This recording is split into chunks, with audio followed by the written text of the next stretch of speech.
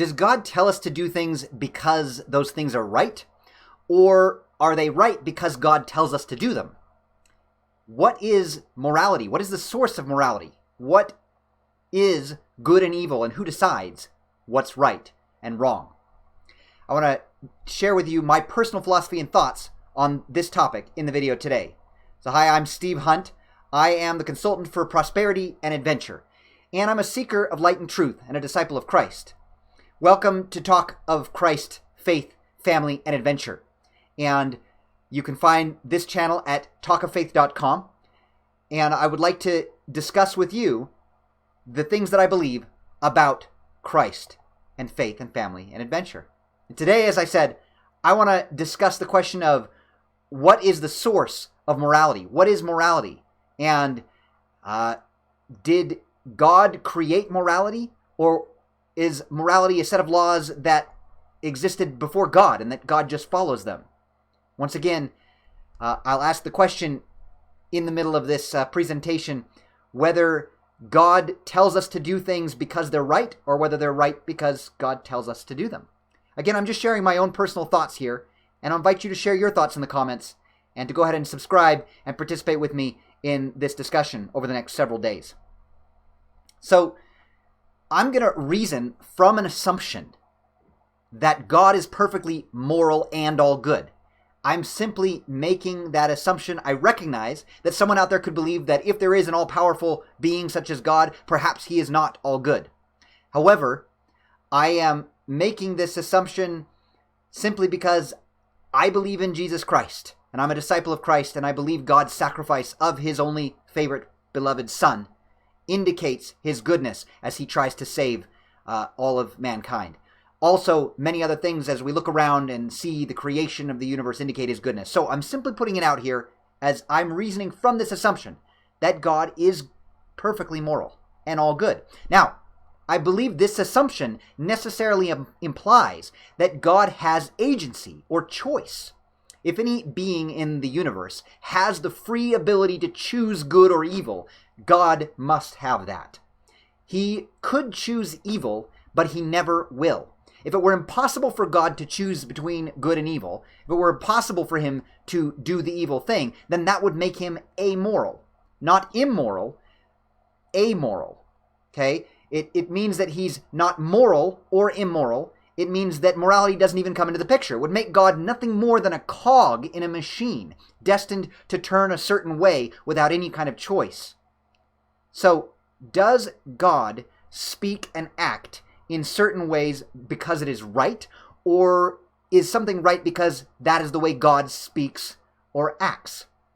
Now, if we believe the latter, that whatever God does is the very definition of what's right, then God is, again, amoral.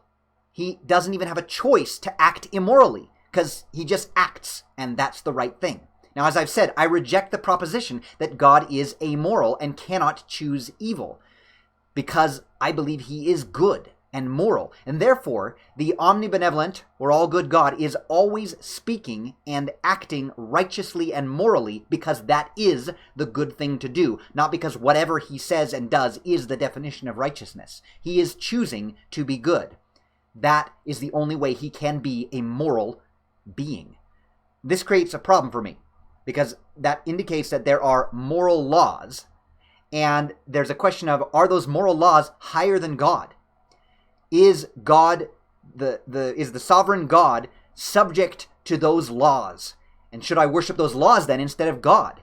Did he create the laws, or were they around, I guess before him, if there ever was a time before God? Well, now thankfully, as I've already noted, morality applies only to agents who can actually choose between good and evil.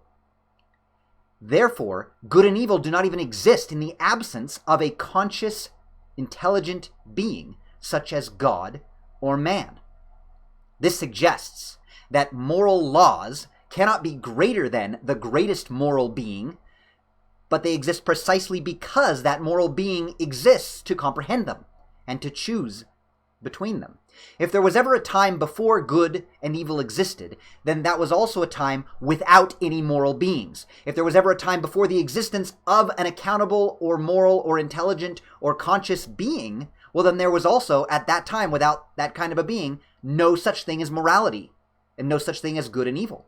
In other words, good and evil are meaningless without an intelligent being that is able to choose between the two, a moral being.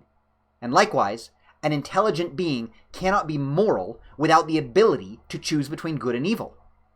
Now, taking it one step further, the oldest Latin roots of the word intelligence are inter and legere, and they mean to choose, that's legere, between, inter, to choose between. Thus, an intelligent being, or an intelligence, is a being that chooses between options. That's the definition.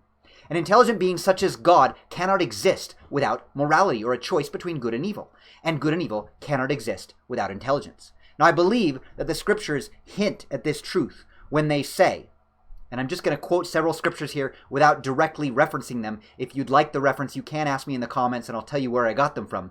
But again, I'm just going to quote them here. So I believe the scriptures hinted at what I've just said about intelligence and good and evil morality and their connection when they say, and they, the gods, said, let there be light. And there was light. And they, the gods, comprehended the light, for it was bright. And they divided the light, or caused it to be divided from the darkness. And God saw the light, that it was good, and God divided the light from the darkness. Man was also in the beginning with God. Intelligence, or the light of truth, was not created or made, neither indeed can be. All truth is independent in that sphere in which God has placed it to act for itself, as all intelligence also. Otherwise, there is no existence. Behold, here is the agency of man, and here is the condemnation of man. The glory of God is intelligence, or in other words, light and truth. Light and truth forsake that evil one. Now the Lord had shown unto me the intelligences that were organized before the world was, and God saw these souls that they were good. These intelligences were good.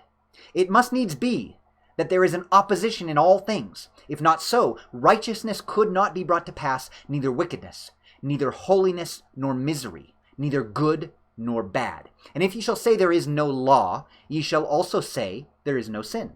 If ye shall say there is no sin, ye shall also say there is no righteousness. And if there be no righteousness, there be no happiness. And if there be no righteousness nor happiness, there be no punishment nor misery. And if these things are not, there is no God. And if there is no God, we are not, neither the earth. For there could have been no creation of things, neither to act nor to be acted upon.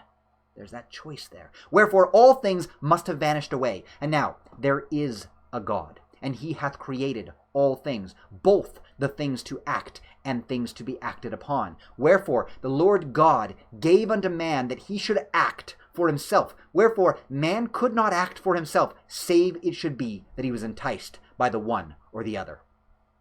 That's the end of my long quote of many scriptures that I think support this idea of the nature and the original source of morality. In summary, God, like man, is a moral agent of action with the ability to choose good and evil. He is beholden to the same moral laws that we are beholden to. Those laws of good and evil did not exist before God.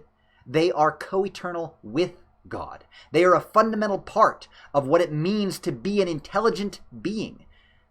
God is the being that comprehends those laws fully, and he lives them perfectly. Thank you for joining me as I shared my thoughts and philosophy right now on this idea of where morality comes from. I'm continuing a thread of videos on this question of whether or not God is immoral and whether or not the scriptures, when they potentially record troubling passages or immoral actions, are actually showing God as an immoral being, or what it even means that God may have condoned those actions, or did he condone those actions, those troubling actions in the past or not. If you haven't already watched that video about whether or not God is immoral or evil, please go ahead and watch it. And again, please subscribe and join me as I continue this conversation, sharing my personal thoughts and philosophy about God.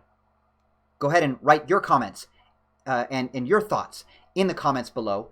What do you think? What is the source of morality? Did God create morality or invent it? And is he the author of what is good and evil? Does he simply speak and whatever he says is good or evil?